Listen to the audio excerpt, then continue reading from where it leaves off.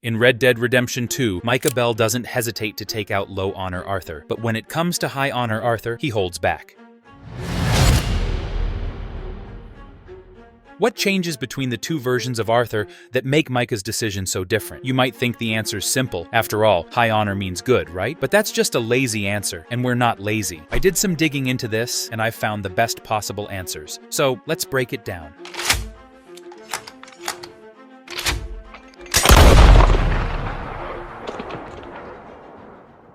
To really understand why Micah doesn't kill high-honor Arthur, we need to first take a look at Micah himself, his background, his mentality, and his priorities. Micah Bell, from the start, wasn't the kind of guy you'd want around if you believed in loyalty or honor. He was born into a legacy of crime, betrayal, and violence. His father, and even his grandfather, were criminals. And from a young age, Micah learned the hard lesson that loyalty is a tool, not a virtue. For him, loyalty only matters when it serves his interests, and he's willing to throw it out the moment it doesn't. Micah didn't join Dutch's gang to be a part of a family. No, he joined to disrupt, to manipulate, and to eventually seize control. He's a cold pragmatist, someone who looks at every situation through the lens of power and dominance. And make no mistake, he's a master manipulator. Whether it's undermining Dutch's decisions or sowing discord among the gang members, everything Micah does is carefully calculated. He's not impulsive, he's strategic, and that's what makes him so dangerous. The man is out for one thing: control. But here's the thing about Micah, he's also a coward. Every major fight he's in, he plays dirty. He ambushes, backstabs, and manipulates others into doing his dirty work. The idea of facing Arthur head-on in a fair fight? That's not his style. No, Micah likes to let others suffer, and he enjoys seeing them struggle. When Arthur is weak, coughing up blood on that mountainside, Micah doesn't need to shoot him. In his mind, he's already won. Letting Arthur die slowly, gasping for breath, that's far more satisfying to Micah than a quick, merciful death. And you have to understand something. This isn't just sadism. It's about power. Micah wants to prove that he's the one who remains standing. If Arthur dies by his hand, that's a threat to his superiority. If he lets Arthur suffer and fade away, it's like saying, you're already dead. You just don't know it yet. Micah isn't in a rush to kill Arthur. He wants to drag it out, to savor every moment. Now, let's talk about the big difference, the high honor version of Arthur. If you play Arthur as ruthless, as an outlaw without remorse, Micah's decision is different. He'll shoot Arthur without hesitation. But with high honor, Micah hesitates, and that's where the layers really start to build up. First off, Rockstar is making a statement. A dishonorable Arthur gets the same fate as he gives to others. Betrayed, just like he's betrayed. But a high honor. Arthur dies on his own terms. He's not killed by Micah, not in the same way. Instead, he succumbs to the consequences of his own life. It's poetic justice. It's fate doing the job, not Micah's hand. Micah doesn't get to play the hero in his own twisted narrative by delivering the final blow.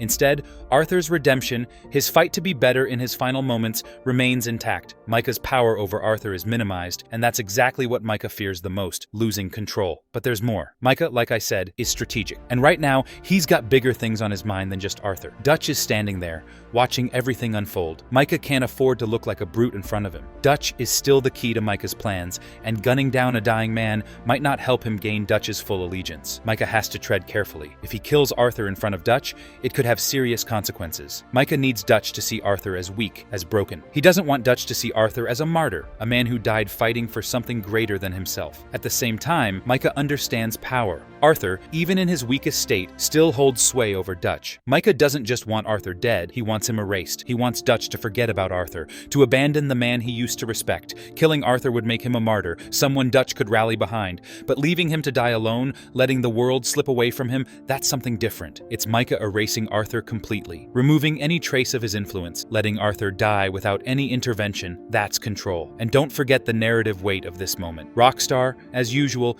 makes sure that the death is about more than just an easy confrontation. If Arthur dies in a shootout, his story becomes another chapter in the long list of gunfights in Red Dead Redemption 2. It's another bullet, another death. But if he fades away in that sunrise, in that final, heartbreaking scene, it's different. It's peaceful in a tragic way. It's the perfect ending for a man who, in his final moments, tried to find redemption. Arthur's death isn't about revenge. It's about peace, about letting go. It's not satisfying in the traditional sense. It's more complex than that. From a gameplay perspective, Rockstar sets the stage for John's story by letting Micah survive. If Arthur kills Micah, then John's journey becomes too straightforward. There's no lingering threat, no reason for John to come back for a final act of vengeance. By letting Micah live, Rockstar ensures that John has something to fight for in the future. The unresolved tension between John and Micah makes their final confrontation in Red Dead Redemption all the more impactful. And let's talk about player choice. The beauty of Red Dead Redemption 2 lies in the way the game lets players shape Arthur's journey. If you play Arthur as a man of honor, his death reflects that. It's not a brutal, vengeful end. It's a peaceful one, despite the horror surrounding it. The player's choices have meaning here, and it's a rare moment where how you play the game actually affects how the story ends. Micah's decision to let Arthur die the way he does also has consequences for Dutch. In that moment, Dutch is torn, conflicted. He's seen Arthur's loyalty, and he's seen the man try to change. Micah, however, needs Dutch's loyalty to move forward. He can't afford to kill Arthur in front of him, not when he's trying to manipulate Dutch into siding fully with him. The fact that Dutch doesn't intervene in Arthur's death speaks volumes. Dutch's respect for Arthur, even in the end, is something that Micah misjudges, and that miscalculation is what ultimately leads to his downfall. In the long run, Micah's decision to spare Arthur, to let him die slowly and painfully, inadvertently fuels John's revenge. Arthur's death becomes the driving force behind John's story, and it's what leads to Micah's ultimate destruction. Arthur's sacrifice, his redemption in those final moments, propels John forward, setting the stage for one of the most memorable showdowns in video game history. So why didn't Micah kill High Honor Arthur? The answer is complicated, but it boils down to control. Micah can't handle the idea that Arthur's redemption is stronger than his own manipulative grip on Dutch and the gang. He doesn't need to kill Arthur. Fate is already doing the job for him. And on top of that, Micah knows that Arthur's death, while inevitable, needs to happen in a way that doesn't make him a martyr. It's about erasing Arthur, not just killing him. It's about watching him struggle, fade away, and ultimately die on his own terms. Micah's decision is one of calculated power. It's not mercy, it's not hesitation, it's about control. And by sparing High Honor Arthur, Micah ensures that Arthur's redemption arc plays out to its fullest, which makes his eventual death all the more impactful for the player and the story as a whole. If you enjoyed this deep dive, don't forget to give it a thumbs up, drop a comment with your thoughts or theories, and hit that subscribe button if you're new here. I've got plenty more Red Dead Redemption 2 and other deep dives coming your way. Thanks for tuning in, and as always, I'll catch you in the next one. Stay sharp, cowboy.